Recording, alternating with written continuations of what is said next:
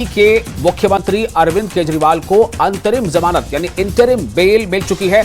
अरविंद केजरीवाल को 1 जून तक के लिए यह जमानत मिली है। सुप्रीम कोर्ट में आज इस मामले पर समाअत हुई थी। यह फैसला आना था और इस फैसले के ताल्लुक से न्यूज 18 जे के लिए पहले भी आपको बाखबर किया था, बताया था कि आज एक अहम फैसला आने वाला है।